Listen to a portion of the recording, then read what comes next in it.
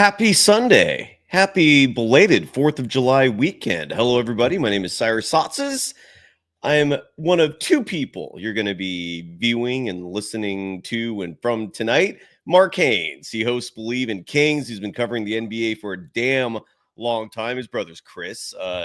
In case you're not familiar with Mark, I'm guessing Chris is a much more familiar name. He's going to join me in just a few moments. We're talking hoops. He's going to give his opinion on the Warriors and the crazy scenario that they continue to find themselves in. He hosts a program called Bleav In Kings. He hosts a few programs, and I see him right there in the waiting room. He's going to join us in just a second. The Warriors, for a brief moment there, were involved in trade talks with the Sacramento Kings. So we're going to get Mark's perspective on that. It's just great to see my old friend. It's been a little while. He knows his shit. He knows hoops. The Warriors are embracing a summer of lethargy, if you will, meaning they don't care if they don't do a damn thing. And we're going to talk about that next. It's the Golden Days. They always find something to nitpick, and that's because there's expectations for us to win. Leave me alone this summer. Woo! Let's go. In a minute, I'ma need a sentimental man or woman to pump me up.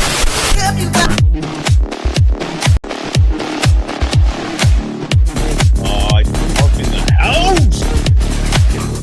Warriors are doing nothing.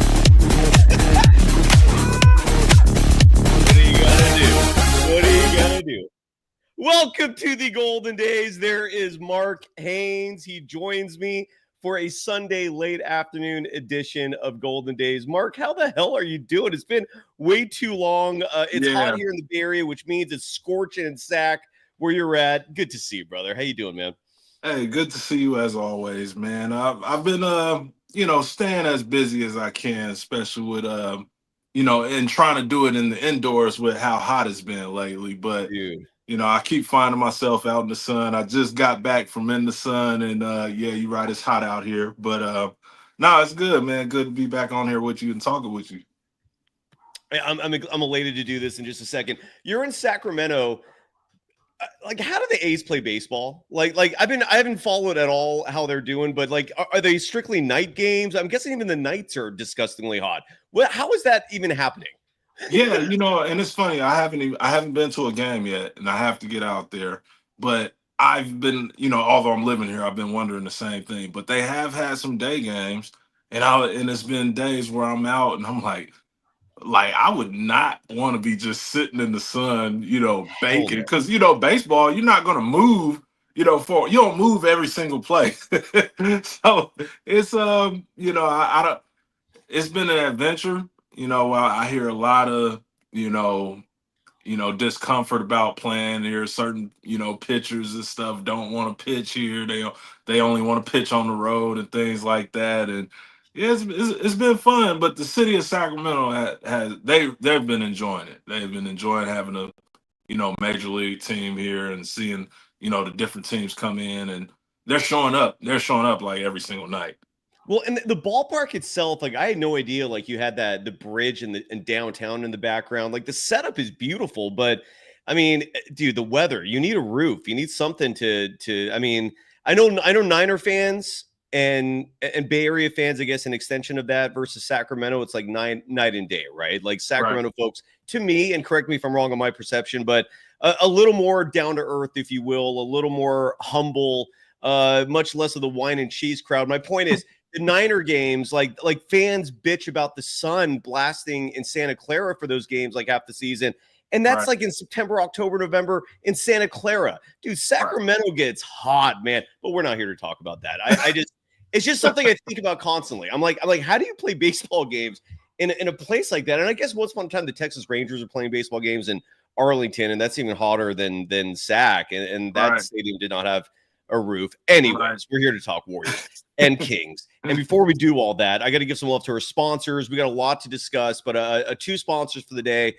Proudly supporting this program. First up is a cover band. And anytime I have a guest on, a new guest especially, who I haven't had any discourse with pertaining to this sponsor, it allows me to beg the question, Mark, if you were to hire a cover band for, let's say, a wedding, let's say an anniversary, let's say a birthday party, or it could be like a corporate event like the Catalina wine mixer, whatever the scenario is where you need to get some live music there to spice things up.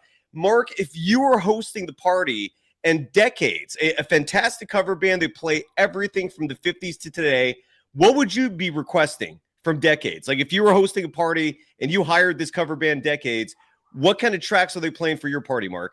Oh man, I need me some, especially if it's a grown and sexy event, man. I need me some 90s R&B.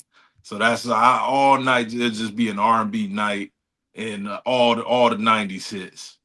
Dude, and here's the great news. They can play that and so much more. They actually have told me, Billy DeBono, the drummer of Decades, has told me that R&B is a genre of music they love to play. And you can hire them for your event. Decadesofficial.com is the website. You can follow them on Facebook and Instagram at decadesofficial. Email Kyle@atomicmusicgroup.com. Again, Kyle@atomicmusicgroup.com to book this band, or again, just go to decadesofficial.com. They are your official band for all Niners pregame rallies next door to Levi Stadium over at Great America. They call those red zone rallies. This is the band that's playing all the music there, and they can be hired for your event as well. One more time, decadesofficial.com to hire a fantastic band for your event. Today's episode also brought to you by BetOnline, the world's most trusted betting platform. I did not check. I wanted to check today, Mark, if you could bet on Summer League, and I forgot to check on that. Something tells me no, because if you can corrupt, and look, I know it's alleged, so we don't have anything official yet, but if you can potentially corrupt NBA players like Mark Beasley, Mike Beasley, Malik Beasley. Yeah, sorry, I messed up there. If you can corrupt a Malik Beasley in this world, I'm pretty sure you can corrupt G Leaguers and players who aren't even on G League. So I don't know if you could bet on the action, but there's a lot of other stuff going on this summer with BetOnline, whether it's UFC, baseball, as we talked about, the A's are playing. You could bet on that. You could bet on tennis, golf, you name it, bet on it. The WNBA is another thing you could bet on. Check it out. It's the world's most trusted betting platform. BetOnline. The game starts here. Mark, you do a lot of work covering the NBA, and you've been doing so for a damn long time. You used to cover the Warriors for Clutch Points for a while. I think the Kings are primarily your focus now.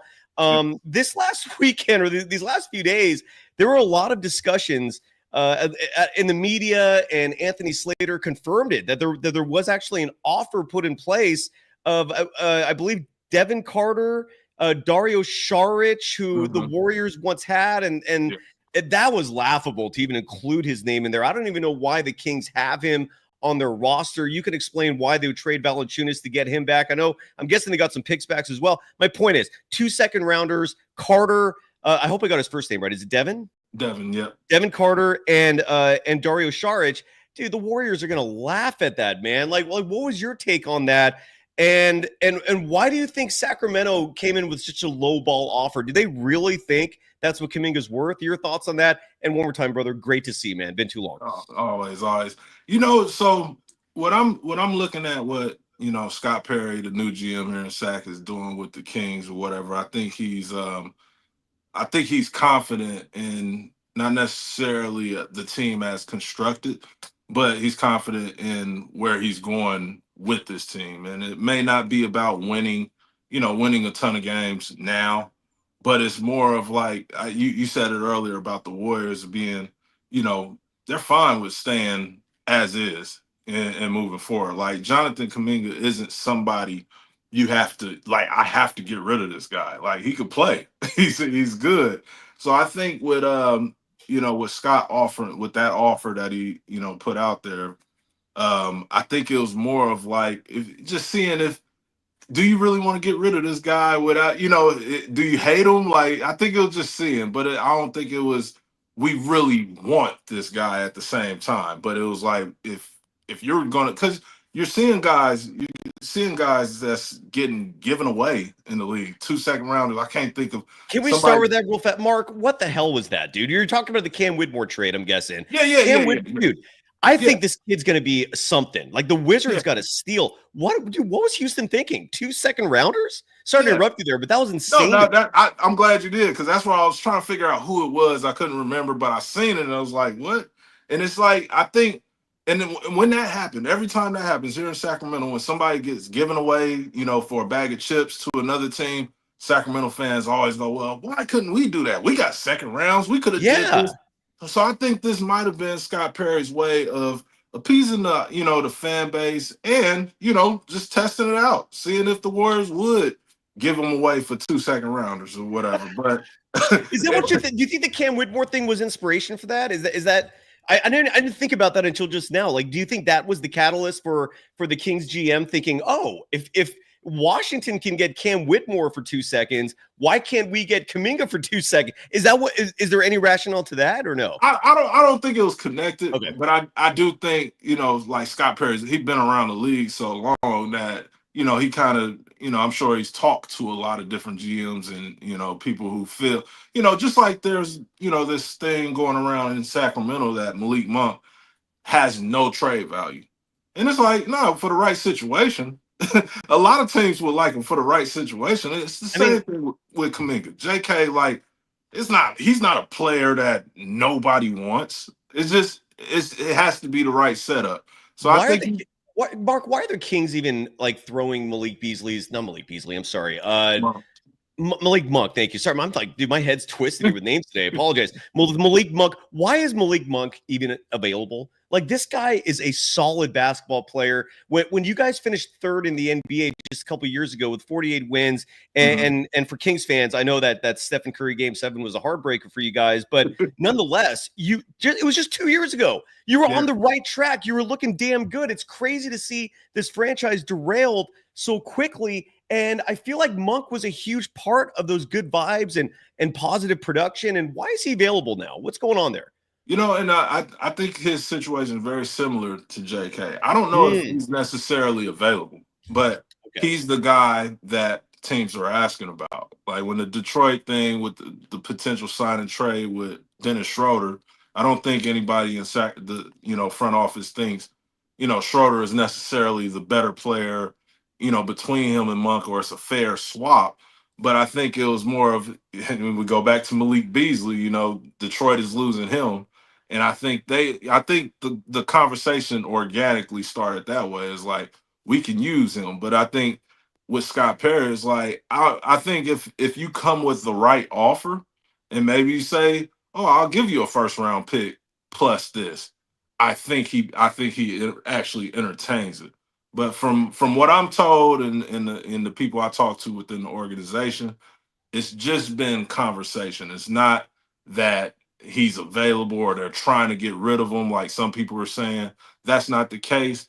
And he actually, from my understanding, has a really good relationship with Scott Perry. So, it's a weird situation. But when you look at the roster and the cap space and all that, he's the only guy, people would be able to kind of call about, unless you want Zach LaVine's contract, unless you want, agent DeMar DeRozan, unless you want Sabonis in his contract, So Malik is the person that's going to continue to get his name is going to stay out there all summer.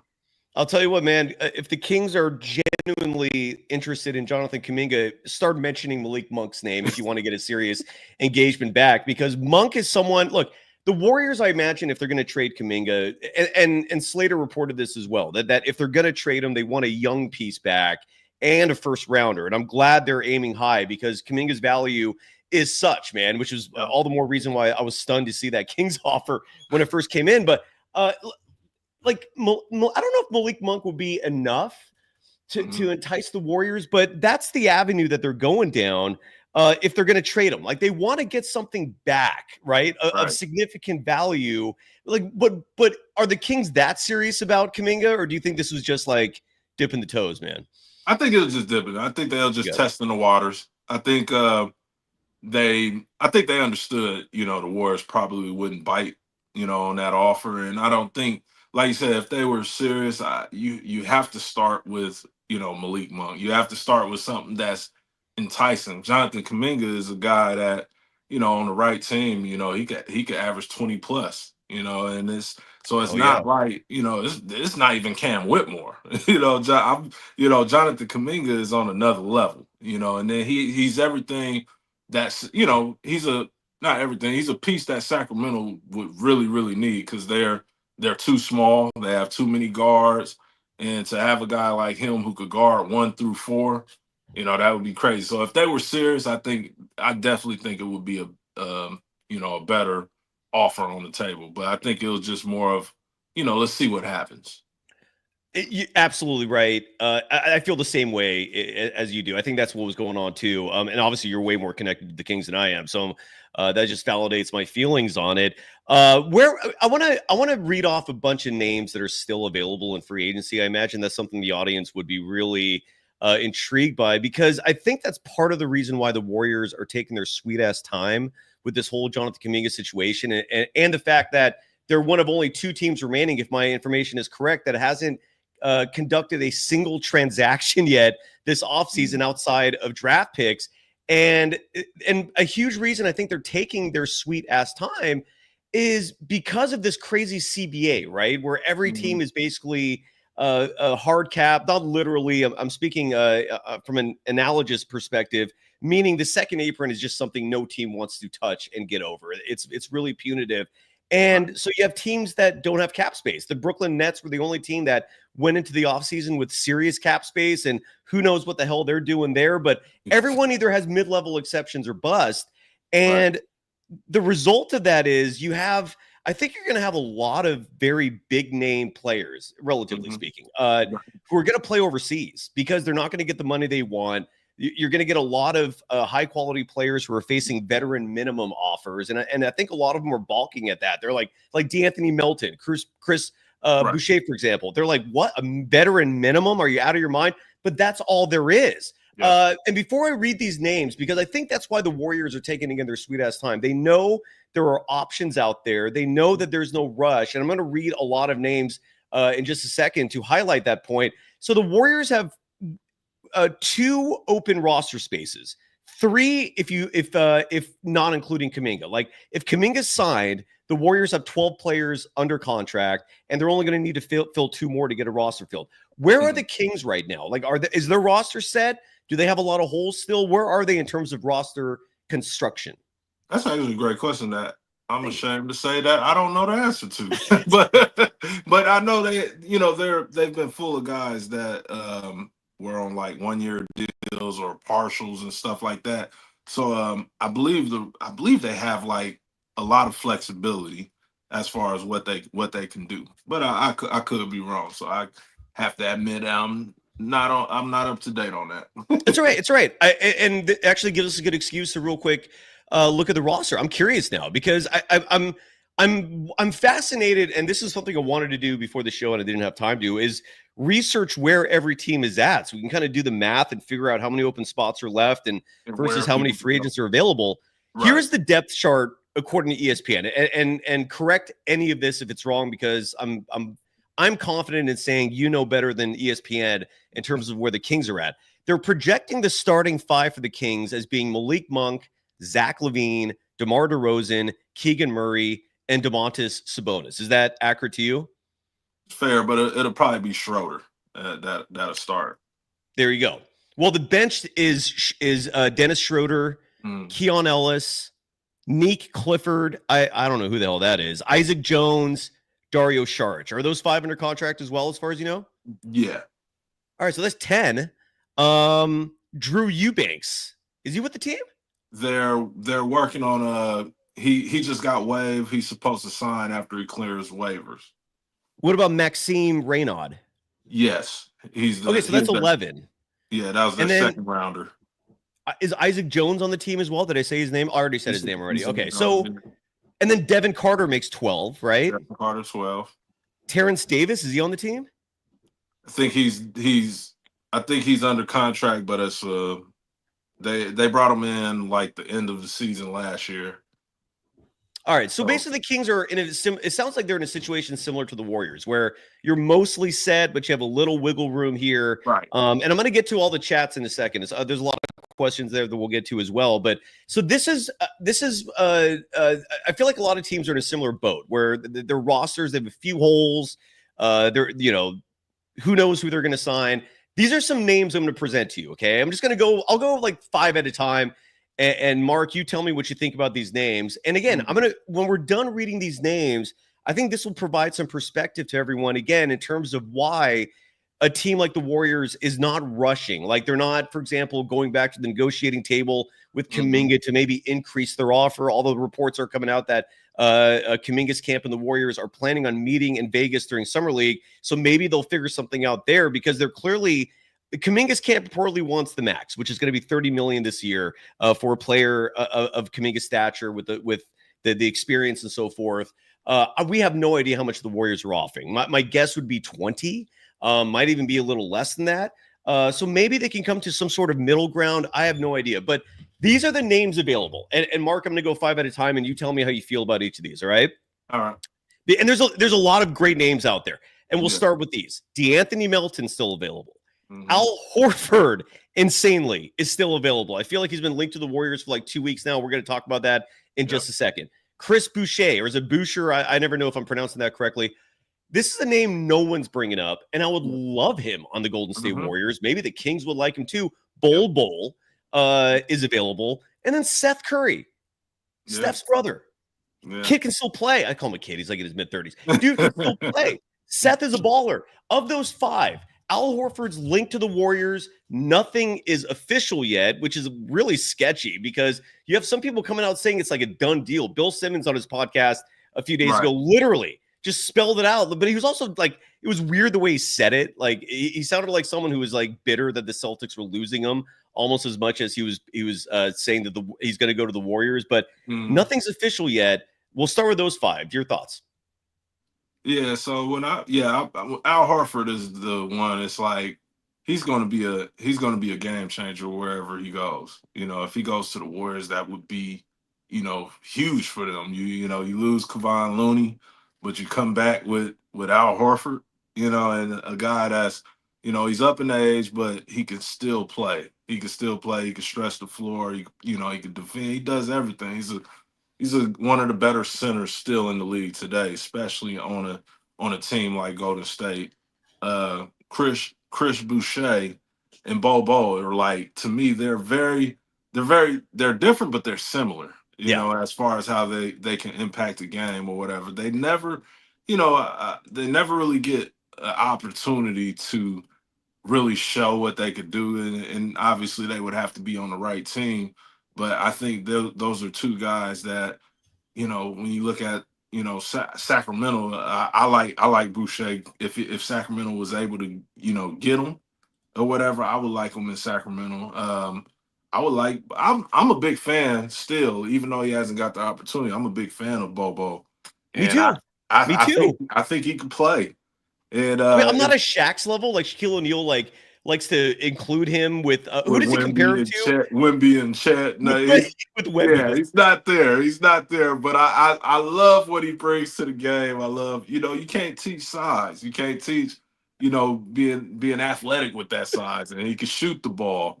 So teams that's looking for shot blockers and rim protection and whatever, which, everybody needs or whatever, he could be a good addition.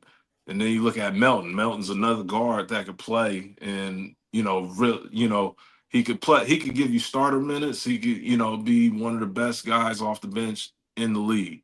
He's that good. So like you said, it's a lot of It's for a lot of teams. It's not gonna be no rush. There's no rush to see to throw out money or to make trades and moves, because you gotta.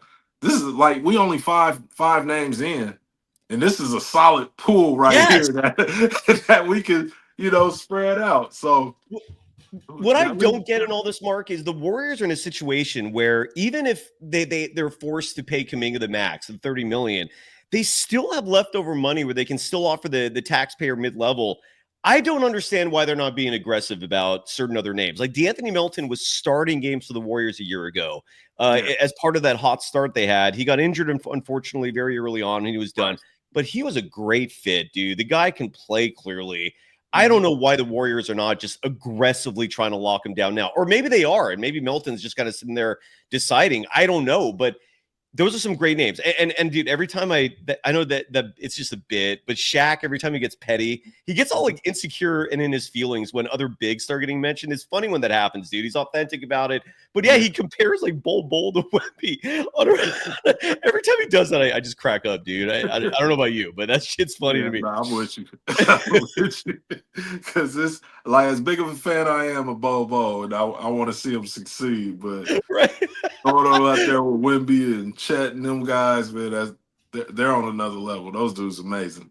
Incredible. And side note, by the way, your brother Chris, I saw him, I think, on NBA TV the other day, which hopefully means he's on the come up again. Is that anything you want to add to that? Because your brother Chris is legit, dude, and it was good to see him there. And I hope he's gonna get hired by someone soon because he's big time, man. Yeah. Nah, he's working. He's weighing out some options. He'll definitely be back, and things are looking on the up and up for him. Good for him, man. And he's paid his dues and then some, dude. I love the fact, I don't know if you saw that a couple months ago during one of TNT's post-game broadcasts, they showed a tweet of Chris Haynes during the broadcast, and then Charles Barkley's like, didn't we fire this dude? And now we're just showing pictures, and then he started speaking up for your brother. He goes, like, why are we showing his tweets? Why don't we just hire him back? Like, what's going on here? And it turned into a whole bit. It was awesome. Clearly your brother is loved in the association, dude. Did you see that too, man? Did you get? No, I didn't. I'm actually look for it, but it was awesome. Charles, in the best way imaginable, because they started talking about him in a real honest sense of like, dude, like, why is he not working here anymore? Like, but why are we showing his tweets? The whole thing was insane, but it came full circle where they just ended up giving him a ton of love. And even Ernie was like, he's going to land on his feet and we'll help him and this and that. It was awesome. I just, if you get a chance to find that, if you can't find that, good stuff. Are you ready to hear some more names? Let's go. Let's get it. Here's 5 more. And these ones, I don't know if all of these are necessarily good fits for the Warriors or Kings, but they're interesting names. Amir Coffey, who I personally am borderline shocked he's still out there. Russell Westbrook, Precious Achua, Thomas Bryant, and Torrey Craig. Those are another 5 set of awesome veterans just sitting out there. Your thoughts on any of them? Yeah, no, Russ is. I feel like Russ is going to be, one of those guys. Like, he's, it's funny. We haven't really seen like somebody who's a superstar talent. You see, everybody declines, but you don't see superstar talents. Except me. I'm kidding. They like, now he's an experiment now. It's like, we'll see what happens or whatever. Usually it's like, we know we're bringing in an older guy and, maybe he could give us a few minutes or whatever. But now it's like, how good is he? Because he's still super athletic. He still, shows flashes of the, young Russell Westbrook. And, if he can be consistent and not as sporadic with his shooting up and down as much as it's been, like, he was solid last year. Last year was a solid year. And if you could get that same Russ or better in your NBA team, he's definitely worth a shot. But Thomas Bryant, he's another guy that I'm big on. Like, he had a great NBA Finals. He did. He's a solid, veteran center in the NBA. He can shoot the ball. He can block shots. Like, he's a guy that will fit on a lot of teams. And I think he's developed his 3 too, right? If I'm not mistaken. Like, I mean, he's not. I wouldn't say he's like a 3-point contest candidate, but he's a threat now. Yeah, you're not going to cringe when he shoots it. Like, if he decides to shoot it, you feel pretty good about it. He's shooting it with confidence, and that's what you want, the most. Yeah. And I think he's definitely, like, that's what's funny. All these dudes, like you said, it's just the cap space and how things are built. All these dudes are going to find a home. I think so too. It's just a matter of where and for how much. Exactly. And for like someone in the chat, for example, is asking this question, which I think the timing is right. I just lost it a second ago. But they were asking about Josh Giddey. They're like, why are people not bidding up for him? And it's the cap. It's because literally no one can. do these offers. There's 4 like restricted free agents out there that are just kind of in limbo at the moment. There's Kuminga, the obvious one, Josh Giddey with the Bulls, another one, and then there's the guy. And again, apparently I'm having a brain fart day with names. The shooting guard with the Nets.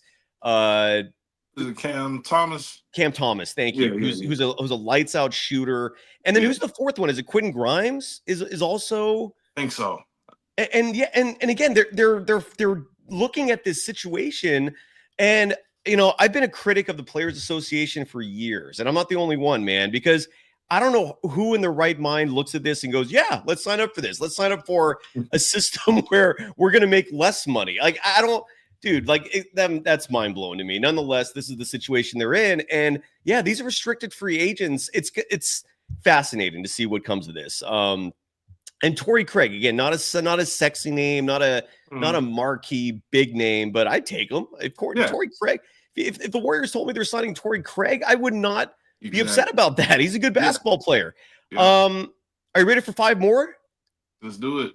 The market is crazy. And the 5th name I'm going to give you is someone that is not only I'm surprised is available, I also think he would be fantastic for the Warriors. I don't know why the Kings are moving on from him, if they are, but you could provide some information on this. Jalen Hood-Schifino, who has not gotten a run yet. He can be a very special player. I'm not saying he's ideal for the Warriors per se, because they're probably looking for veterans, but he can be a great player in this game someday. He's out there available. Talen Horton-Tucker, I thought had a really good year for the Bulls last season. I think he's only 25 years old, even though he looks 40. I have Jacques Lindell on here, but he actually got signed, I think, by the Memphis Grizzlies. So let's scratch him off. 2 other names, though. E.J. Liddell. I'm guessing most people are not very familiar with him. I think he was on the Bulls last year. That guy can be an awesome interior player for you. Great offensive player. Solid, not spectacular, but solid defensive player. And the last name, and again, if he goes to the Warriors, I'm ecstatic, dude. And that's Trey Lyles. Why are the Kings moving on from him? Like, why is he available? What's going on there? Your thoughts on all those names. And that's funny because I was thinking about that yesterday. Actually, it was while the fireworks were going off. I don't know if the pop, woke my brain up or whatever. But dude, on all the radio shows out here, Sacramento, Twitter media and everything, nobody is talking about Trey Lyles. His name hasn't been mentioned. And I'm not sure. I think last year he had, it was a strange season because when he, the first year he got here, it was like, I think he overachieved. I think Trey is a solid player or whatever, but he was amazing in that first season in Sacramento. So the second season, and last year he dealt with some injuries. So he is in and out the lineup, but a lot of the guys were. But it seemed like he had a decline in his game, but I don't know if that was necessarily it. I think he just was so good that 1 year that now it's like he's not, he's out of the rotation, because that's what happened. He fell out the rotation a lot. The Kings started playing a faster pace. And it seemed like they wanted every game. It was like, we want to be faster. And it kind of, started making guys second guess themselves. And I think Trey Lyles was one of those dudes. But if you put him in a situation like you said with the Golden State Warriors, that would be, then everybody in Sacramento would be talking about why did we let him.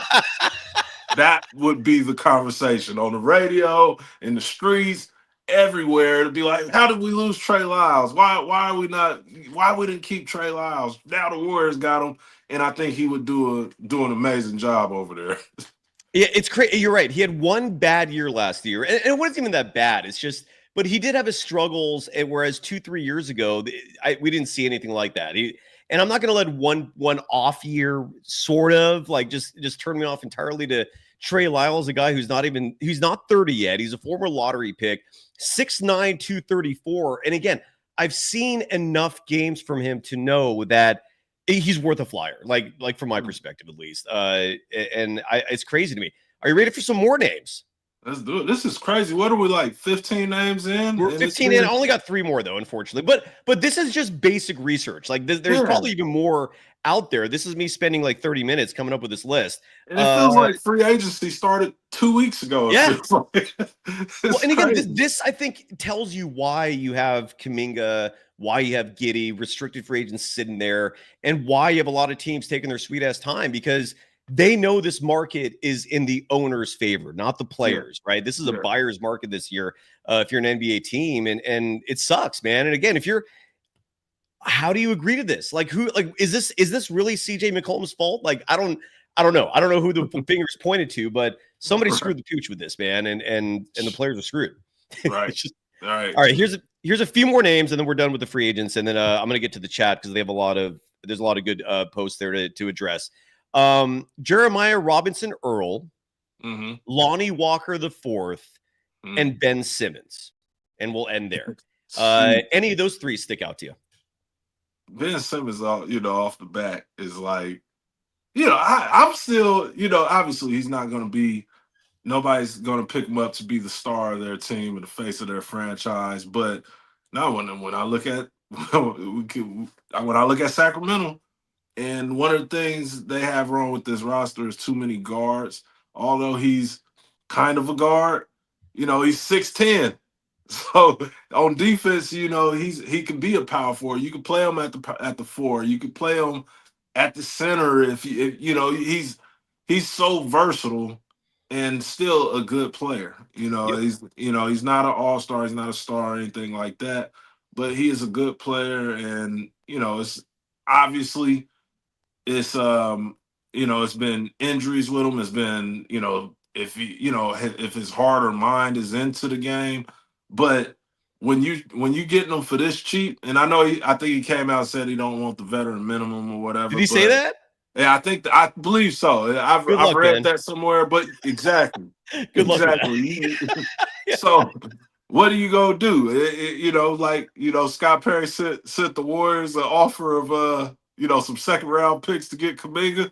I'm on the phone with Ben Simmons today. Say, hey, I got a vet minimum for you right now, and I would just leave it there. And I might hang up and just let him sit on it because whoever get him is going to get a steal, especially if, like you say, if they buy low, which more than likely they are. This is a crazy offseason, dude. Have you been watching Summer League? It just started. I haven't yet. I'm going down to Vegas. So I'll catch a lot then, but good for you, dude. Yeah, I'm excited. I'm excited. Oh, I would be too, man. I went to Summer League once in my life, and I've shared this story before. Sorry for beating a dead horse. This was back, I think, 2012, 2013. Dude, you could smell the cigarette smoke in the arena. This was at Thomas and Mack. I don't know if they still play there. Like literally, you could see prostitutes mingling with. Dude, it was half empty. Dude, it's like night and day what it was to what it is. Like I didn't really go for the NBA thing. I just wanted to check it out. I just wanted to experience it. Just I went for a Warriors game, and I did the Vegas stuff, played blackjack and so forth. Hit the sports book. Now, dude, it is like the place to be. It's one of the marquee networking events for the NBA. Have you gone recently? Like since it's become what it is now, like, and what can you tell the audience about the Summer League experience as you anticipate going this year? Yeah, this is my third season going, and I think out of the 3, I think this is my second season going with a credential. But the Summer League, especially any aspiring, journalists or whatever, even if like I said, I didn't have a credential the first year or whatever. But like I said, this is like, there's no other place better to network with NBA, personnel, agents, players, coaches, everything and everybody is there. And it's a great opportunity to, get to meet people, and network and figure out, how you can use the week, because it's 2 weeks now, whatever, 10 days. Use that time to help your career. It's like, then that's all outside of basketball. Like the games are dope. The games are amazing or whatever. But literally any and everybody that you need to meet and need to see in the NBA, they are there now. Like you walk around and Yeah, yeah, like my first LeBron is hanging out. Like, yeah, yeah, my second year, last year actually, I was walking around with a friend, and I was just kind of just, I just got there or whatever, and then I hear somebody say Mark Haynes, and I turn around, and I don't know who it's gonna be or whatever, and I turn around, and it's Rich Paul. And Rich Paul is just like right there, and then making me look like the man. Everybody looking like, who's this guy? He's good, Rich good Paul's for you, home. dude. That's Yeah, that's so it's impressive, brother. That's but he's literally they're just walking around talking. You could approach everybody, and everybody's really laid back and cool. It's not like an NBA game where everybody's walking with security, but it's a really cool environment. One of my favorite times of the year. because, and I don't know if the fact that 1 minute it's business, 1 minute you're just raging. I don't know if that plays a part as well. You're like, oh look, there's a club and there's casino right there. Yeah, Wow, like I yeah. imagine that's a part of the fun, dude.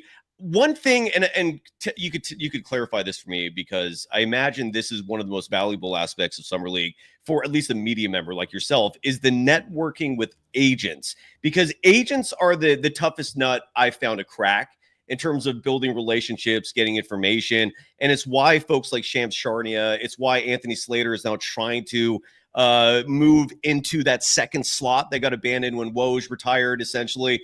It's Mhm. not an easy a seat to fill. Yeah. And again, largely again, this is just my perspective. It's because the agents, they're not exactly like open and warm and just ready to just like be on a text relationship with you and stuff like that. You've got to build that. It's not easy. Yeah. Is that to me at least I feel like that's the most important aspect of it if you're going from your position as a media member. Am I wrong? Anything you want to add to No, that? no, absolutely. It's 100% right. Like it's funny as I'm I've had it's funny because Chris is connected with a lot of people or whatever. And Oh, some that's another people name I forgot who might yeah. fill that shoe too. Sorry, but I forgot to Yeah, mention your brother. Yeah. yeah, some people, vibe with him one way, and then with me, it's different, and it's both ways too. It's like, maybe they like Chris a little more, but maybe they like me a little more. And even though, he's the bigger journalist or whatever, and the bigger name or whatever, some will still, talk to me, and we, be able to build a relationship. But it's funny, I've last year summer league, and me and this guy, we've built a decent relationship, but I was telling my wife my first like actual conversation was so awkward because I'm not bubbly, but I think I'm kind. I think I'm friendly, and You are. I I, do. I, I would agree with that. Yeah, I think I'm funny too. I think I have a sense of humor. You do. So I would agree. I walk up to him and I introduce myself, and he's like, "Oh, hey, it's good to meet you," or whatever, blah blah blah. And then I forget what the joke was or whatever, but I said like a joke, and then he just kind of looked at me like, hmm. And then I was like, "Yeah, so anyways, about such and such, you think he'll be available for my podcast?" And he was like, "Yeah, I think we could work something out." But it was just like an awkward pause, and he just kind of looked at me, and I'm That like, wasn't you, man. I promise you this. That was not you. That was the other person not having a sense of humor and being a little too serious. And some people are just like that, right? And "Yeah, yeah," and that's what it is. As I learned him and started to figure out, like he was just really really analyzing me, and like, I guess later on figured out he's like, "You totally different than what I thought, but I like you." He's like, "I like you a lot," or whatever. And then, awesome. we've stayed in contact, been building relationship, and I'll meet with him this year as well. But he better laugh at my damn joke this time. That's a great story, dude. And we got Mark Haynes here for a few more minutes. You do a lot of media ventures. You're on the Bleav Network, just like Golden Days is. You're the Yes, Kings sir. program. You host Bleav in Kings. You also, dude, you're one of the other shows you're a part of. And correct, please fill in the blanks here because I think what's the name of it? Is it 3 on the court? 3 Three in the paint. Three in the paint. Thank you. Sorry. You got in a debate, and please elaborate because I'm 1,000% on your side, but I can't remember what the context is. You posted something on social media like a month or two ago where it was like 2-on-1, where you had what was the argument? Do you remember? Oh man, it could have. Was it SGA? Was it something about SGA? Might have been. I just remember. Damn it! I know I'm mad at myself for forgetting because it was such an obvious topic that you were right on, and they're both like pile on. You go, no, dude, you're just missing it. And I'm listening here going, and they were providing no like analysis. Yeah. That happens a lot on our show. That happens a lot on Three in the Paint. That's why it's a blur to me because I'm gonna try to find that before we go because I wanted to bring that up again, and it's my fault for forgetting. I just wanted to get your back on that. Because you were right. You were clearly right. I remember. I think you had commented on it too. I did. I'm trying to remember. That's good. We'll revisit it, and if I find it, dude. What's the Al Horford thing? Again, we touched on this a little bit. I want to revisit for a second, then we'll get to the chat. And I know you got to go, Mark. I can't thank you enough for taking time to join me today here. Al Horford for like a week now has been linked to the Warriors. And the Warriors, the most they can offer him is $5.6 million, 5.6 and change. And that's the taxpayer, a mid-level exception. The Lakers supposedly have interest, and this was granted before the DeAndre Ayton signing. Side note, the Lakers are screwed, in my opinion. And the LeBron thing, I'd love to ask you about that as well, because he might be gone. He might be traded. Like, this is I don't know if it's realistic, but I think it's possible.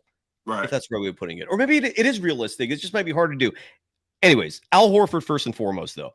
He's also linked to the Denver Nuggets, who have their own situation with Jonas Valanciunas, who reportedly wants to leave and play overseas. But the Nuggets, if I'm reading correctly, will not let him out of the contract. And international organizations respect those contracts. So in other words, if the Nuggets say no, Valanciunas is stuck. There is no that's it. He's going to play for the Nuggets or he just won't play at all. But they did want – but if that happens, Al Horford to the Nuggets is a scenario that's a possibility, I guess. My point is, this is crazy to me that for like a week now, maybe even longer, everyone's saying this is a done deal, but it's not actually a done deal. And if it's not actually a done deal, it begs the question, why is everyone talking like this is a done deal when it's not? What's holding it up? Like, might he just retire?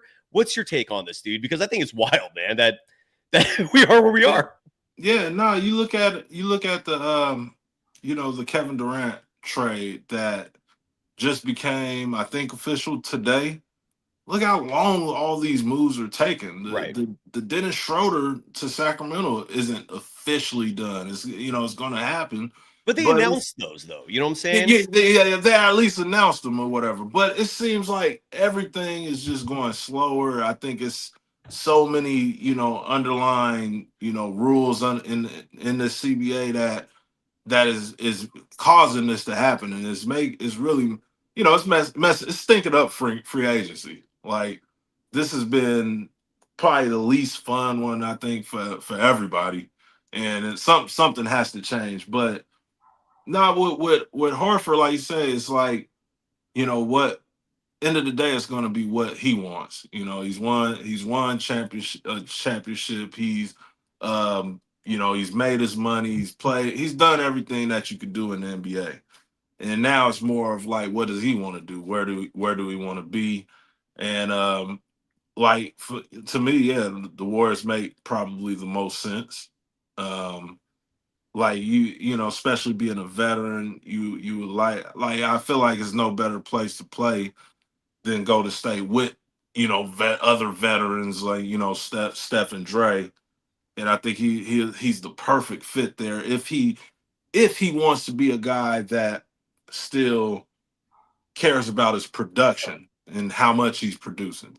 But if he's like, I don't want to play 25 minutes, 25, 30 minutes this year. Maybe he goes somewhere where, I'm playing 10 to 15, and that, so it's definitely strange. And I'm very locked in and curious to see, where he goes and where he decides to go. Because it's not going to be about money. And I think it's going to be all about, just what he wants. Yeah. Yeah. And but it's just weird. Like, because I feel like if Al Horford really wanted to play for the Warriors, this would have been announced and official by now. Like the vibe I'm getting is Al Horford is right now thinking to himself, do I want to play there? Right. And that Right. kind of sucks, dude. Right. I guess that's what I'm saying is, like, if this is where we're at, like, do you even want a player who's like begrudgingly coming to your team? I know Al Horford is talent and he's a damn good player, and he would be an upgrade from Kevon Looney, but it's just crazy to me. By the way, I think I might have found the clip. Let me know if this sounds accurate to you, going back to what you guys were debating on your program that's called the 3 in the Paint podcast. Were you guys having a healthy debate about Tyrese Haliburton? Tyrese, I was calling him Hal Himburton during that run. But yeah, so it was Tyrese, and we was talk. Was it the overrated part, or was it? Yes. Okay. Well, I think you were arguing with them because your colleagues were basically tremendously downplaying the greatness of Tyrese Haliburton and the fact that this run that he's on is incredible. And this was before the Achilles tear. And I think this was before they got deep into the finals. Yep. But you were the only one of the three repeatedly telling these guys, dude, Tyrese Haliburton is him. He is greatness. Now, and hopefully this Achilles thing will not diminish that long term, but that was crazy to me. I was on your side 1,000%. And I almost got the sense your two colleagues were like more bitter that this is an ex-Kings player that you just cannot praise too much. Like, that was the vibe I was getting. Correct me if I'm wrong. That was it. And not, early in the season, before Tyrese, matter of fact, 2 seasons ago, when the Pacers went to the NBA Cup Finals or whatever that was, and Tyrese was having, he was doing his thing then. And I was looking at, like, social media and Sacramento fans and Sacramento media, and I would hear like media chirping about, Tyrese Haliburton, like he did something wrong. And I was like, well, what did he do? He just got traded for Sabonis, and Sabonis came, and it was a great trade. He went on, did his thing. Sabonis came here, was doing. I was like, why do y'all hate Tyrese Haliburton? It's like, well, but this is the common thing that every media member that I had this conversation with in Sacramento, the common thing was, well, the national media glazes Tyrese Haliburton like he's better than De'Aaron Fox. And he is. and I was just like, after this run, you can make this argument that, Tyrese, like, look what he's done, even though he's in the East, but the East is good. The East just won a chip, the last year. You know what I'm saying? So it was, I noticed that everybody was against Tyrese. So I had to have his back, for one. So I had to do my research on him. I paid attention to him all year. I didn't expect him to have the crazy playoff run that he did have. And I also said on the show, I said, this is, in recent memories, this was one of the greatest individual runs in the playoffs that I've seen. Game winner in the first round, dang near game winner in the second round. His toe was on the line, but he still, get out the series. Game winner in the conference finals, and then game winner in game 1 of the NBA finals. If he would have won, that would have been the only other person I could really think of in recent memories is the Dirt Nowitzki run. And I think LeBron had one that was up there, but I think this Tyrese Haliburton one, it was special because it came out of nowhere. Sorry, I was muted there for a second. You're absolutely right. And again, I want to play this clip. If you don't mind, do you mind? Yeah, is that ahead. okay? Yeah, go ahead. Do your thing. I want to play it because I feel like, and I'm sorry, I don't mean to call out your co-host, but they were just so wrong.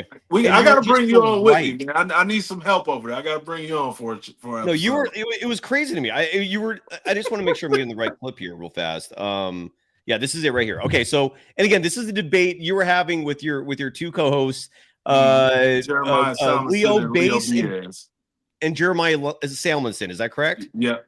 Yes, all sir. Right. And so sit back, enjoy. And it's a good, healthy debate about Tyrese Haliburton. And again, I thought your co-host, it wasn't just Haliburton. They also diminished the Pacers. It was a lot of disrespect. and I feel like you were on the money there, and they were not. And so you could rub this in their faces later on when you see them. So again, this is Mark Haynes and his two co-hosts. See the looks on their faces right now. Look at that. He's literally like has disdain for you right now. He's like, how dare you praise Haliburton? Okay, I'm gonna hit the refresh button. We'll hear it actually with the audio. Here we go. This was greatest individual runs in the playoff ever. Oh, please. Oh my. The luckiest, yeah. Oh, for sure. Oh. Game winner each round. I'm sick. Right. I'm crazy. Sick. I'm sick to my stomach. No, I'm sick to my stomach. You know what I'm saying? That has more to do with the other teams just lollygagging. You get that's true. That's true. It's true. If you give him a chance, he's going to make you pay. That's just disrespectful to finals history, though. To say that. I'm just saying, this man. This is not one of the greatest runs in finals. Nobody. The reason I say no one's going to remember this team because next year they're going back to being the Pacers. But back to the conference finals? No, ain't this 2 years in a row? Yeah, sure. So where they going? No one remembers you if you don't win the chip. Yeah. Don't remember the Kings. And again, they all I got from that is these are two people that just hate Tyrese Haliburton because they kind of have to, because you traded him from your team. That made no damn sense, dude. Like the Pacers are just going to be irrelevant next year. And again, this was before the Haliburton injury. Right? So after the injury, okay, it makes a little sense. But before the injury, what were they talking about, dude? That was crazy. He was going nuts. He was arguably, and we did that too. Well, so I also did during the playoffs, I did a show with some friends of mine from Fresno, Jelani Hendricks, Dalen Mason, and Adal Osman, and we called it the Closers. And we did every single game, the last night of the evening or whatever. And we just, we talked every episode or every round, we talked about who's the top three, players left in the playoffs. And as we went on, the one name that stayed in the top three all the way, and as he kept going, it was like, man, he might be the best player, besides, it was like SGA was SGA all the way through. But Tyrese was like right there on, how he performed in the playoffs. It was amazing. It was like nobody expected it, but he stayed. He was one of the best players throughout the entire playoffs. And they might win the championship if he doesn't get hurt. He started that game at perfect, 3 of 3 from beyond the arc. He was on fire, dude. That's you hate to see it. You huge what if in my book, but yeah, for them to just diminish everything the Pacers were doing again, like the faces. Jeremiah's like, it's like, dude, come on, dude. That's good. Haliburton is legit, man. Oh, I can't wait to tell them about this. I can't wait. I want to go to the chat here because a couple people wrote some comments that I want to address. Kurt Porter. Bringing up the Washington Wizards, who are reportedly in conversations. Again, there's a lot of teams now that are being linked to the Warriors regarding Jonathan Kuminga. And again, reports have come out that the Kuminga's reps, whose side note, speaking of agents, I'm a little skeptical of Kuminga's agents at this point because you got to seal the deal, man. Like there's got to be a little culpability on Kuminga's part. And I'm not going to in any way blame him for anything on court. And I don't even know if I'm going to blame him for picking the right or wrong agent. But what I am saying is his agent I don't think is doing the best job here is all I'm trying to say. Like this should have been settled by now. With all that said, Kuminga's linked to a lot of teams. Kurt Porter is bringing up the Wizards and asking like who on that team could the Warriors engage in a hypothetical sign and trade with. Alex Sarr to me is going to be a superstar in this game. The Wizards having him are set up. I love that kid. I don't think there's a chance in hell the Wizards would include him in a deal for Kuminga. Corey Kispert is the name that seems to be far more realistic, if you will, for a potential target there. Kispert, I don't have a strong opinion on him. I think he could be a good player in this game someday. I wouldn't, I guess, hate it if that's what ended up being the sign and trade. You better include a first-round pick in next year's draft in that deal if it's going to be Kispert. But Alex Sarr would be my absolute, like, that would be a dream. Like, I would happily sign up for that trade. Your thoughts on those two players and anyone else on the Wizards that you see could maybe make this trade a reality? Yeah, no, I'm with you. I like Alex Sarr a lot. I definitely think he could be a star in this league or whatever.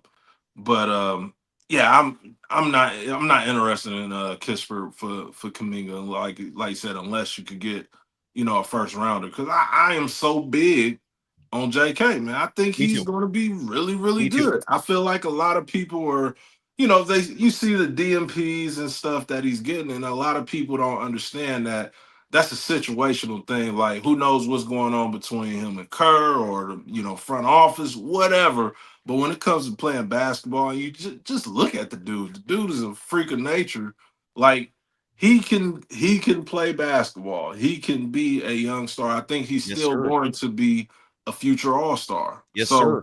no, I need a first pick on And top just of that. and just to add to that, Mark, and this is one of many pieces of evidence that tells me that his haters are delusional, and I think it's so much of it is just Kerr. Like, the moment Kerr makes a decision on someone, Jason Tatum getting benched in the Olympics, Kuminga getting DNP'd at the end of the season, even when he benched Cam Johnson in the FIBA Cup three summers ago, it has reverberations after the fact. Like, the moment Kerr makes a decision, you have a lot of people that instantly jump to the conclusion, oh, if Kerr doesn't like this guy, something might be wrong with him, right? Like, people just jump to that assumption immediately when maybe Kerr's wrong. I mean, he's a human being, right?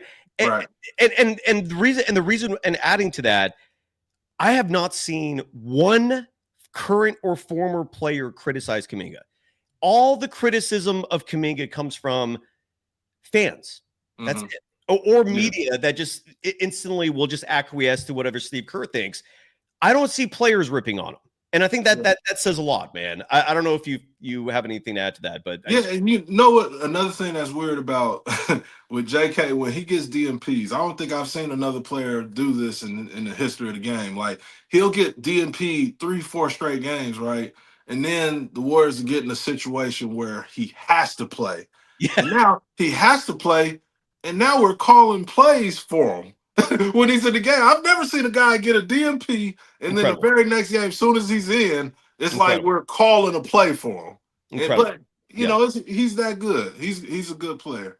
And it's one of those things where, my perspective is Steve Kerr's has a year, maybe two left. He's tied to the hip with Steph, but Steph turns 38 this year. His days are numbered. And the moment the Warriors move on from that era, Kuminga's the guy.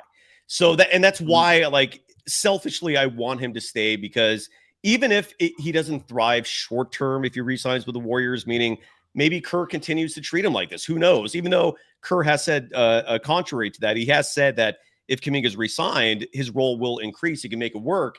But long term, man, just stick it out. This is your team. If you just stay, and I hope he does stay with the Warriors. How are you feeling about your Kings, by the way, man? Like, personally? I think I think they're having a good offseason. I would say that, even though they, and when I say that, I don't think these moves are to make, a run in the playoff this year. I think this is I think this year is going to look like, it's like a rebuild, but not rebuilding. You're not season, if you will. Yeah. Like, they're going to be competitive, and I think this is a year that it's more of a try to get back to where you're respected. Because last year, the way things went, you fired your head coach, while he was on the way to the airport to go on a road trip.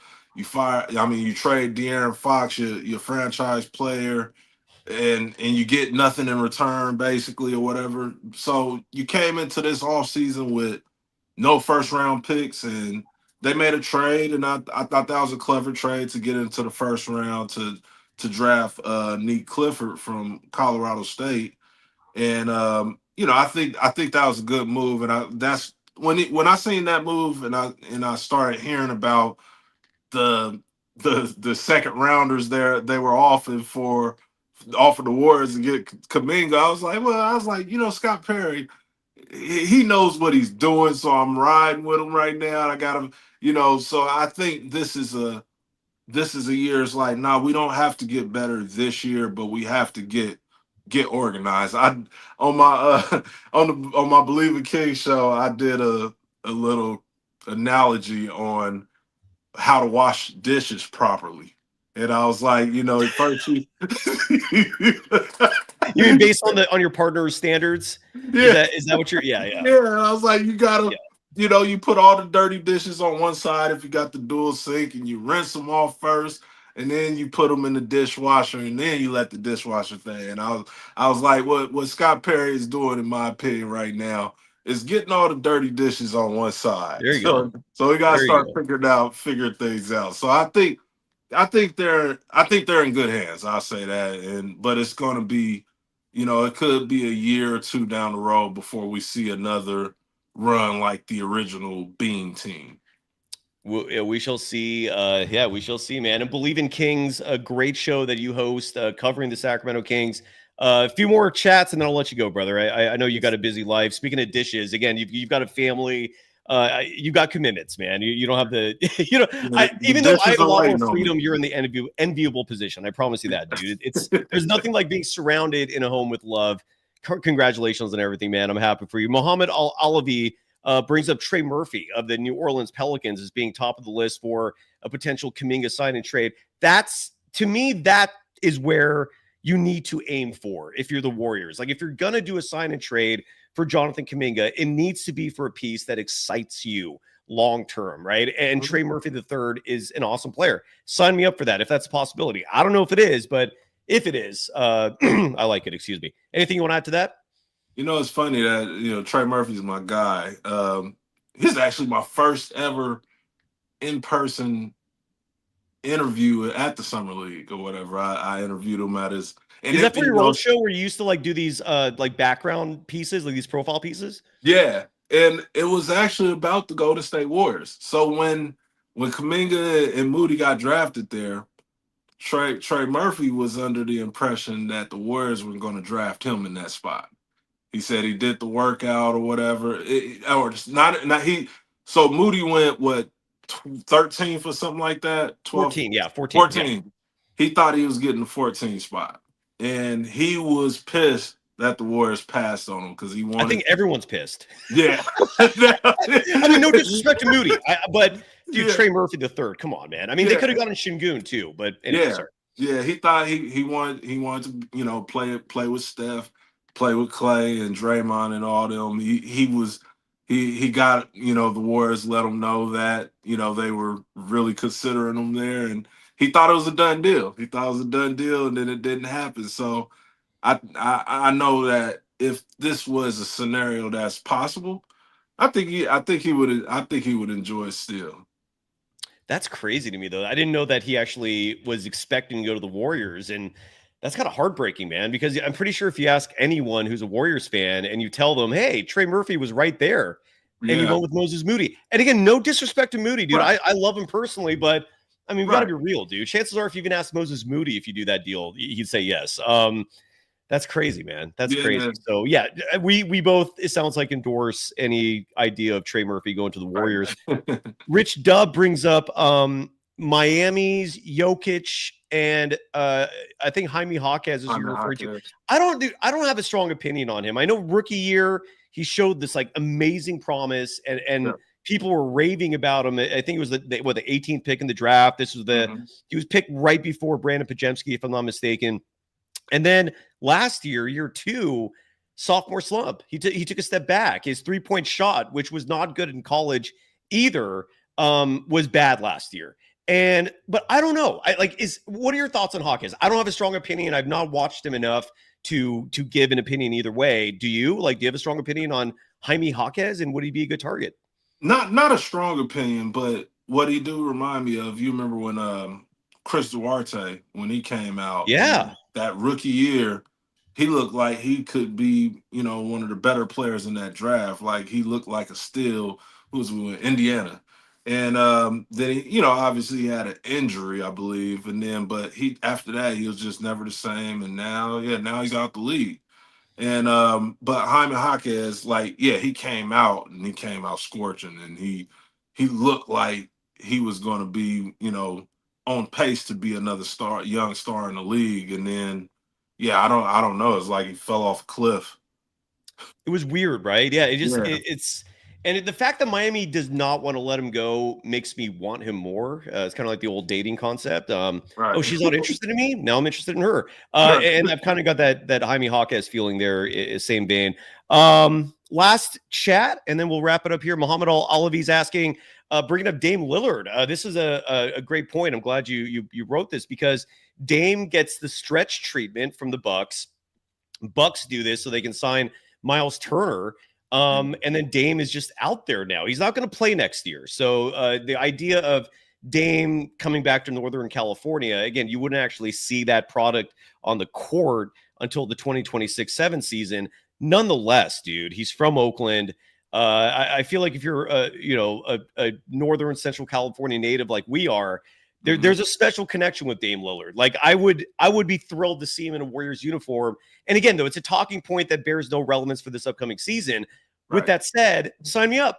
I love Dame on the Warriors. What or the Kings? I mean, you can't rule out the Kings either. What are your thoughts on Dame Lillard? Yeah, I want Dame. I would love to see Dame in California. Especially like you say, Northern California, Sacramento, the Warriors, either or. Like, get close to home. I know Portland is they're gonna have an opportunity to get him because he really likes Portland that's his home. He's been there most of his career. But if it's a possibility for the Warriors or the Kings to get Dame here, like, you got to be on the phone with him right now. Hell yeah, dude. Let's start this up. Let's get him secure. Because at worst, you're getting a sharpshooter. His injury, his Achilles isn't going to affect his jump shot. Like, he'll be able to shoot until he's 95 years old, just like Steph. So, but just to have that and that type of energy and leadership that he would bring, to a team or whatever. If I'm Sacramento, I'm on the phone with him every day. Hell dude. If I'm the Warriors and I'm rolling out the red carpet, say, man, come on home. Dude, Dame Lillard goes out of his way to attend Warriors games. So he has a strong connection to Oakland. And we've seen a lot of people with Bay Area connections go, you know what, Sac's right there. So I wouldn't rule that out either, because that has happened on frequent occasion. And here's my perspective on it, and take it for what it's worth. It's just an opinion. But Dame Lillard, to me, if the Warriors can somehow get him again, I know some people in the chat are saying he could be back before the season ends. I wouldn't count on that personally. You never know, but I just would not put my eggs in that basket. But long term, especially if you can get him for some sort of contract that's favorable to your salary cap situation, that buys another 2-3 years of Stephen Curry. I really do believe that. Like, you can stagger those two. You can kind of let Steph age gracefully while still playing, and maybe reduce his minutes to 20-25. And then Dame Lillard and him will stagger sometimes, but mostly they'll just take turns leading the team. I could see that happening. Like that's a vision I have, I guess. Take that for what it's worth. That Dame here could kind of prolong this superstar point guard situation that the Warriors have had. That's just me. I could be wrong on all that, but I don't know. Any final thoughts on? Yeah. No, I would love to see it. I would love to see it. See Dame in the Bay Area. That would be an incredible story. And I can't. And it's funny because I can't imagine it, because it would be so cool. Could be crazy. Because as big as Steph and the Warriors are in the Bay Area or whatever, to see somebody like Dame end up at home is nobody in the world that loves Oakland and the Bay Area more than Dame. So that would be just special to see. It would, dude. It would, man. You love LeBron James. We're gonna go on this note, dude. What's gonna happen with him this year? I that's all I'm curious about. Is he gonna play for the Lakers? Is he gonna get traded? I would not be shocked if you saw LeBron James in a Warriors uniform. I know that sounds crazy, but we also know Joe Lacob really wants that. And if it's ever going to happen, this offseason would be it. I'm not saying it is, but I'm just saying I would not be super shocked if we ended up seeing that. LeBron could also finish his career with the Lakers. He could go to Dallas. He could go to New York. I feel like if he's going to get traded, Cleveland would be the ideal target. That's just me. You love LeBron, dude. You follow his career. He is still the face of the NBA along with Steph. What do you think is going to happen with LeBron James this offseason? See, that's a great question because and I'm going to tell a story with answering it at the same time. A friend of mine, Anthony Fain, called me out years ago before getting in journalism or anything. And he was like, what would you do if LeBron James went to the Lakers? And I was like, well, I said it easy too, without thinking. I was like, oh, I wouldn't be a fan of LeBron no more. Wouldn't be. It'd be over. If he ever signed with the Lakers, I'm done. And obviously, we know what happened. He went to the Lakers, and I'm still a fan of LeBron to this day. So I wouldn't be surprised if he ended up in a Warriors jersey now. Like, I wouldn't be surprised if he ends up somewhere else because LeBron is that unpredictable to where, you know, he's gonna do what he wants at the end of the day. And, you know, he deserves it. You know, if he wanted to play with Steph and, you know, if he, you know, it obviously raised a lot of eyebrows when it comes to, you know, his legacy and, you know, between, you know, the race between him and him catching Michael Jordan or passing Michael, whatever we all believe or whatever. It would put another layer, you know, to the onion that I wouldn't even take part in debating that part. Like, I'll just let it go. But it just enjoyed basketball because if Steph, like we seen in the Olympics, you know, Steph and LeBron together on the court, that was magical. It was fun to see, and if you could get that for a whole season, that would be crazy. But it would be. I think he's gonna stay a Laker.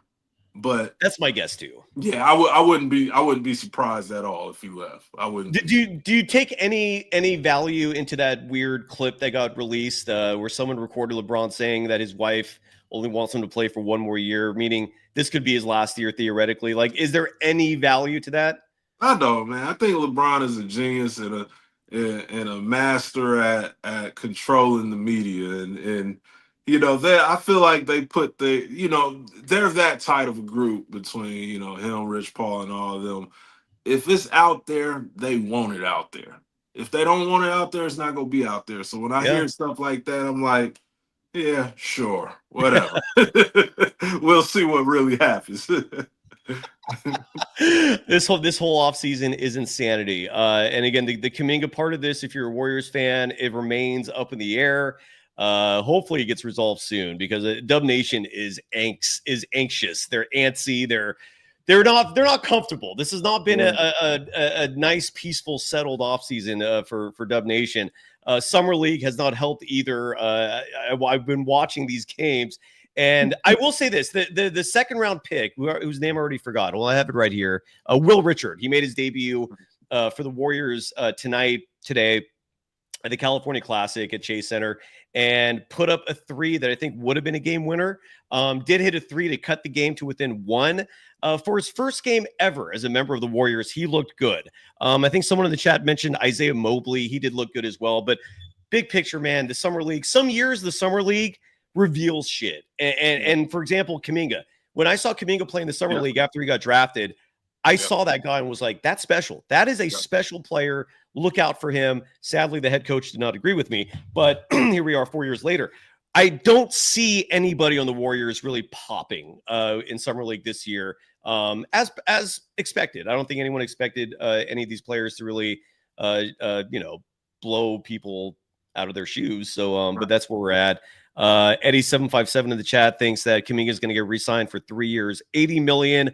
Armando Lara, who has a fantastic Substack. It's called Spreewell Was Right. It will bring Armando back on the show soon. The professor writing the Warriors are offering $24 million a year, and that arises to 30 at the back end. Just my 2 cents. It is crazy. Joe Lacob is literally just doubling, tripling down on this is what we're going to offer you. If you can get more, get the offer from someone else and we'll match. And that's where we're at.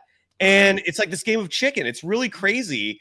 But I also do think Kuminga is coming back. Any final thoughts on Kuminga, the Warriors, NBA, Kings? Promote everything you got going on, Mark, because I know you have multiple programs that you write, that you host. You also write for the Sac Observer. Correct me if I'm wrong Yeah. with that. Yeah, Promote yeah. away, brother. Any final thoughts? Everything you got going on from the great Mark Haynes. Yeah, man. First off, Cyrus, man, thank you for everything. Not even Dude. just having me on, but you've been a Bro. big part of my Love career, it, man. as you Yeah. know, man, helping me get on with Bleav and stuff. And you know, always being there, being a phone call away. So I always Right appreciate back at you, dude. that. Yeah. I mean, I view you as a friend, brother. And Yes, sir. I'm always there, man. And thank you. You helped me a lot too, man. So thank you, dude. Like, Yes, sir. Yes, sir. But yeah, no, shout out. You know, I'm writing with the Sacramento Observer, who recently they just won. We just won the I forget the name of the award, but it's for the #1 Black-owned newspaper in the country, and it's the third time in 4 years, I Bleav it was, or second time in bravo. 3 years winning it. And you know, obviously I have my show, the Bleav In Kings podcast, and I do the Three in the Paint podcast with Leo Biaz and Jeremiah Somerson. That was the loonies that we showed earlier in the The clip. Haliburton haters. Yeah, Haliburton haters. There you go. And I also started, you know, my show that we're going to expand into football and all sports, and it's going to be called The Closers. That's going to be the brand of everything that we're going to do. And this is Who are your co-hosts on that? Because I don't. They look familiar, but I don't know who they are exactly. These are all friends and family members from, you know, my hometown, Fresno, California. Jelani Hendricks, he's out in LA. Dalen Mason is in Fresno, and Adal Osman, he's out in the Bay Area. So he if you've seen anybody, it would be him. But we're gonna, you know, start putting out a bunch of different shows, and, you know, covering football and basketball when it comes back. And, you know, they'll actually be out in summer league with me, so we'll put up make some content out there. But yeah, just trying to stay busy, man. And how can people can follow you at Mark Haynes NBA, correct? Oh yeah, at Mark Haynes NBA, yes sir, yes sir, and that'll direct you to all our channels and everything we got going. And you know, next time you see me on here, Cyrus, I might have more of this than you, man. I'm telling you, Bullshit. the grades are coming, man. You got a little salt in there, dude. But you Draymond easily has you beat, dude. Which is hilarious. Side note, that Draymond Green is just graying, dude. Like right before our eyes. Yeah, like, yeah, he is. Yeah, he is. Crazy shit, dude. That's what stress does. That's what kids does. You know, like it's just all of it, man. It ages you, dude. And let's bring you back on sooner or later, please. It's been way too long. Yes, sir, man. You already know. Anytime. And tell your co-hosts all fun. I love them. And tell them thank you in advance for being good sports about the ribbon. And again, for the audience, we're if anything breaks, we're gonna be live immediately. You know, it's been a huge, massive waiting game. Normally Mondays we have V for Valkyries with Sophia Jones. That's going to be pushed back because I think the Valkyries play right around the time they play. Are you a WNBA person, by the way? Are you following this action? I am, but I haven't followed it tight. But you know, they continue to just grab my attention. So they're forcing me to follow, and that's really good because, you know, I like Paige. I'm a huge Paige Beckers fan. Obviously, you know, you either love or hate Caitlin Clark, and I'm one of the ones that love her. And, you know, just watching all the women do their thing. Who hates her? Yeah, that's a fascinating one. Like, because I see that vitriol, but is there a specific group that hates her? Is it just random? You know, and it's random to me, but it's definitely out there. It's like, I can't. Is it envy though? Like, what's the reasoning for it? Like why? I don't know. That's a good question. But I think when you're great, I think it just hates comes. Like regardless of, you know, whether you're a man or a woman, that's just a part of it. And I think that's how you know your game, you know, is going in the right direction. You have a player out there that the world can hate if they want to. Like I hated Kobe Bryant for most of his career. For no sane reason. I just hated him or whatever. And I remember when Chris started covering the NBA and I started meeting players. I met Chris Paul, met LeBron, and I was like, I don't want to meet Kobe Bryant because I'm scared I'm gonna like him. Yeah. And that was all I could think. So like, great. You get, that's a part of greatness. You got to be hated, Yes, sir. and you're going to be loved at the same time. Yes, sir. Before we go real fast, Armando Laura wants your perspective as someone who covers the Kings extensively, because his name has been mentioned recently in these Kuminga talks as a potential sign and trade piece. Is Keegan Murray, what's his worth to you? His numbers regressed this last year a little bit. His three-point shot was at 34%, averaged 12-plus points per game. His rebounding numbers were solid, but the scoring, I noticed, the offense took a dip. What's your take on Keegan Murray? No, I think Keegan Murray is going to be really, really good. I think Keegan is he's one of those guys. I'm not saying he's going to be Giannis or anything, but if you followed Giannis' career early on or whatever, it was like, you didn't see this coming out of him, but he was a guy that, he had a lot of talent and he could do different things. And like Keegan can defend, Keegan can shoot.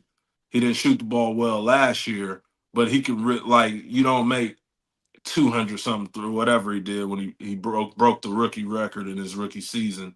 He can shoot the ball. He can handle the right. I think more. And this year he played lights out defense. Like he was one of the better on ball defenders in the NBA. And I think now this season and moving forward, it's a matter of just putting everything together, because it looks like, this year all he did was play defense and rebound like crazy. And, you got a guy that could go get you 8-9 rebounds a game and 20 points. That adds a lot of value. But it's a matter of how much conditioning you have and, figuring out, great players always talk about picking their spots and understanding their spots. And I think he got lost in the offense last year. And it was like, I don't know where my spots are. Like, I don't know when it's my opportunity to shoot. So a lot of shots, even if they were open or whatever, seemed like, somebody threw you the ball and I wasn't expecting to get the ball. So I think he has to be, if he learns how to play, with this team and be aggressive within the offense, I think he's going to be really, really, really good. Something tells me the Kings are counting on that. Like if Keegan Murray is not exceptional, I feel like the Kings are in trouble. I could be mistaken on that, but no, you're right. Oh yeah, his name has come up a lot because the Kings made that initial offer that a lot of people laughed at, myself included, and then some people were like, "Well, what about Keegan Murray?" And I still think that's not good enough. That's my take on it. Like if it's Keegan and first round picks or a first round pick, maybe now we're talking. But then you have Kings fans going, like, scoffing at me for devaluing Keegan Murray. And, it's all opinions. It's all just, what we think about stuff. But yeah, that's it. But you're hyping him up. All right, there you go. go. I like him. I think he deserves the hype. It didn't help him that you had that tumultuous coaching turnover and that, like, he was a victim of that. Young players do not thrive typically in situations like that, where you suddenly have new coach coming in, your role is constantly changing, and craziness. So Mark, thank you, brother. I can't thank you enough. Thank you. This was a great show, I think. Are we done? Anything else you want to plug before we go? No, I'm good, man. I'm good. Thank you for having me as always, bro. Yeah, dude. Thank you. And thanks to the audience. Check out Bleav In Kings. Follow Mark Haynes on Twitter. And is that the same handle for everything? At Mark Haynes NBA? Yep. Perfect. There you go. Follow Mark Haynes. Thanks, everybody. We'll be back at this soon. Bye-bye.